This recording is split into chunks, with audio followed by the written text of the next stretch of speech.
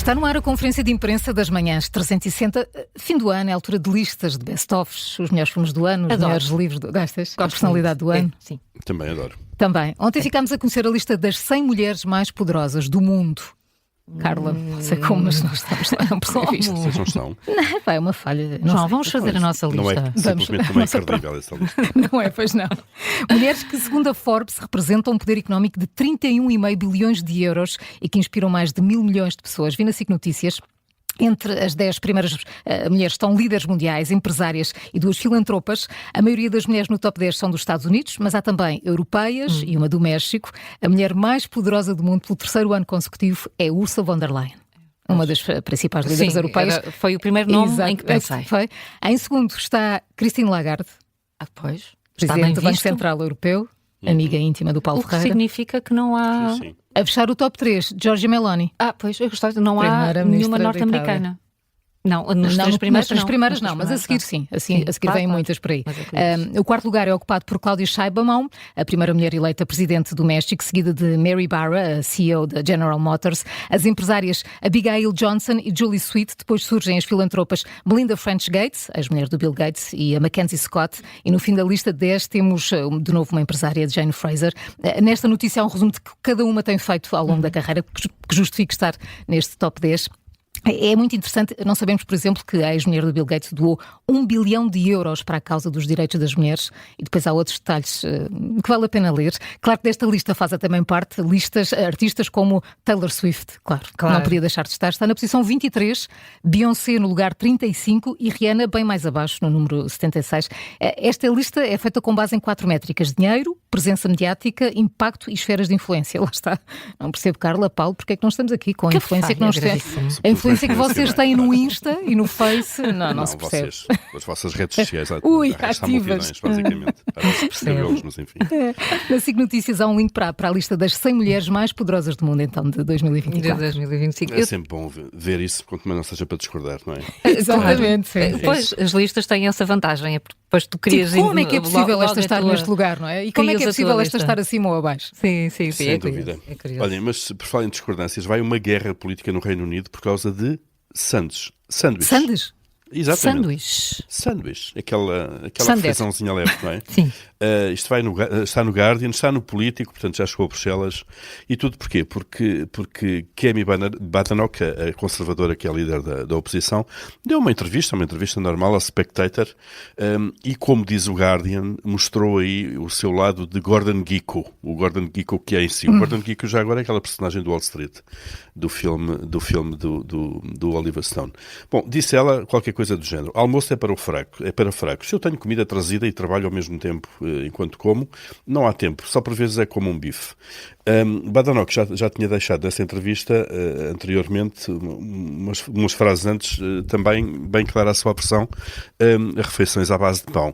Disse ela: bom, eu não sou uma pessoa de sanduíches, não acho que sanduíches seja uma comida de verdade, e o que é basicamente aquilo que se come ao pequeno almoço.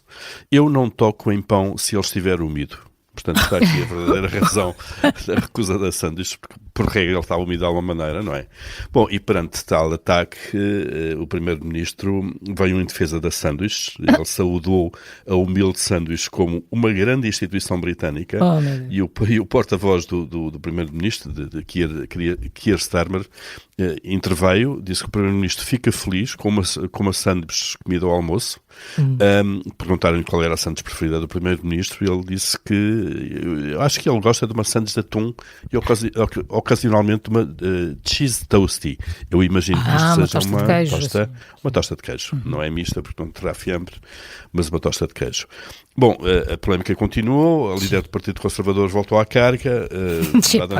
Assuntos importantes de facto para serem discutidos, não é? Importantes. Sim, Vocês não façam confusão, não é? Rapidamente atacou a resposta do Primeiro-Ministro aos seus comentários. Nas redes sociais escreveu que o Primeiro-Ministro tem tempo para responder às minhas piadas sobre o almoço, mas não tem tempo para falar com os agricultores que produzem a nossa comida.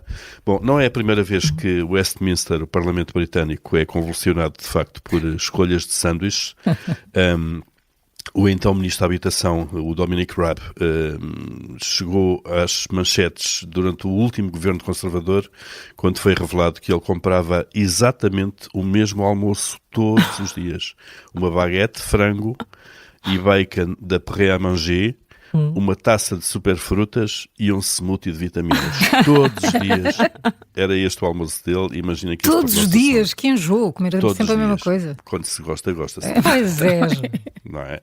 E eu estou Ainda recente feito nos Estados Unidos. Diz que, desculpem, no Reino Unido. Diz que a sanduíche preferida é a BLT porque as iniciais em inglês são precisamente a sua composição, bacon, alface e tomate, seguida de uma salada de frango e uma maionese de atum. E assim vai também a política britânica. A Sandwich Gate, muito divertido. Eu comi umas sandes deliciosas em Nova Iorque, mas aquilo não eram sandes, aquilo eram torres, e assim camadas, pão, montes de Fazem coisas, pão, imensas, fazem. uma coisa gigantesca. E era uma refeição, sem dúvida. Era uma Dava refeição. para mais Mas do que é um. cultural, não é? É Os mesmo. povos Completamente. mais do norte da Europa almoçam sandes. Mas quem e tira um nós... pãozinho alentejano, mas O pãozinho alentejano não fica úmido, essa é que Ui. é a questão. Essa é que é a questão. Ai, ai. Bom, A menos que seja numa daquelas açordas e sopas de bacalhau. Oh, Paulo. Como se chama. Manda vir, manda vir. Ok. bom, Então, eu também trago... falar da sorda?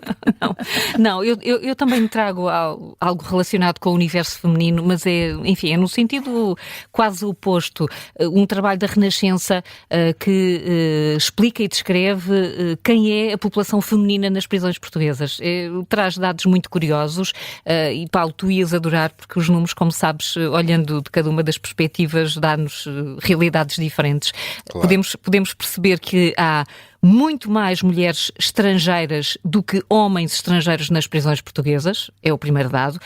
Elas representam, as mulheres estrangeiras, 25% de todas as reclusas. Eles, os homens estrangeiros, rondam os 16%, o que nos dá aqui uma imagem muito, muito interessante do que é a população prisioneira. Mas, por outro lado, se olharmos para os números absolutos que são dados pela Direção-Geral da Reinserção e Serviços Prisionais referentes ao ano passado, vemos um lado completamente diferente. Há quase 10 mil homens reclusos em Portugal e desses 10 mil... e desses 10 mil, 1.800 são estrangeiros, enquanto que há 906 mulheres reclusas em Portugal e dessas 228 são estrangeiras, o que É uma pode escala- chocar um bocadinho. Claro. Exato, é uma escala grande a diferença de mulheres para homens Exatamente. nas prisões, de 1 para 10, basicamente. É verdade, os números absolutos e as Mais ou menos. percentagens dão-nos sempre aqui ideias muito, muito diferentes.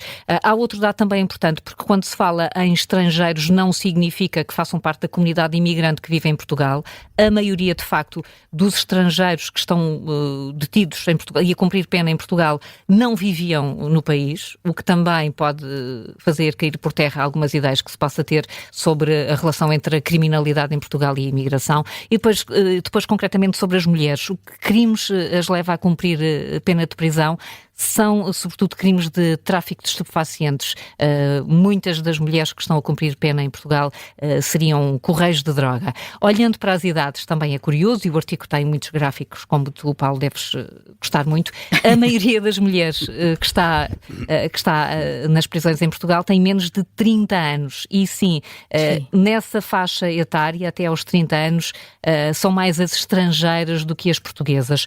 O perfil muda muito quando entramos para as mais velhas. A partir dos 30 anos é o número de portuguesas que começa a ser superior, é mais do dobro do que as mulheres estrangeiras, e entre as estrangeiras, olhando por nacionalidades, a maioria é brasileira. O artigo tem muitos detalhes, é assinado pela Salomé Esteves e é curioso, ajuda-nos a perceber um pouco. E aliás, nesta altura do Natal até se olha muito mais para a população prisioneira em Portugal. Até estamos a fazer uma peça no jornal. Exatamente, sobre isso. Estes dados estão no site da Renascença.